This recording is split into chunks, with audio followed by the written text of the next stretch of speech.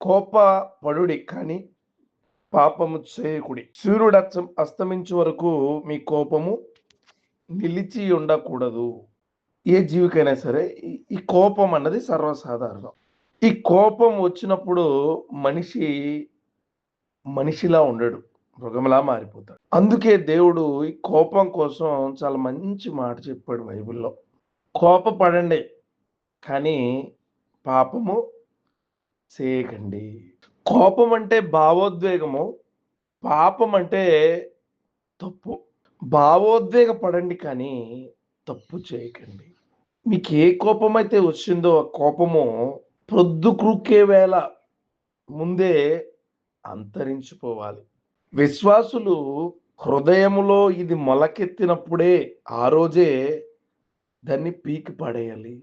ఒకవేళ కోపము అలా ఉండిపోతే నీ జీవితానికి నాశనము కొని తెస్తుంది. కోపము పాపానికి దారులు ఏర్పరుస్తది.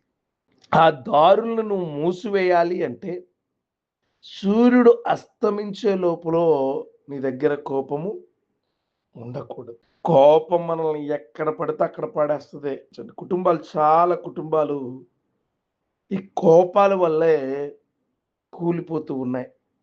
కోపం చాలా ప్రమాదకరమైనది. త్వరగా కోపగించుకునే వాడికి తెలివితేటలు ఉండవండి. ఎవడైతే త్వరగా కోపగించుకుంటాడో వాడిని ముక్కోపంటాడు. ఆడికి మూర్ఖత ఉంటుంది. కోపము తీసివేసే క్రియ వాక్యము ద్వారా మాత్రమే ఉంటుంది. మీలో ఎవరికైనా కోపం ఉంటే వాక్యాన్ని హృదయంలో పెట్టుకుని సరిదిద్దుకునే కృప దేవుడు ఇచ్చే విధంగా వాక్యాన్ని కట్టుబడి ఉండాలి.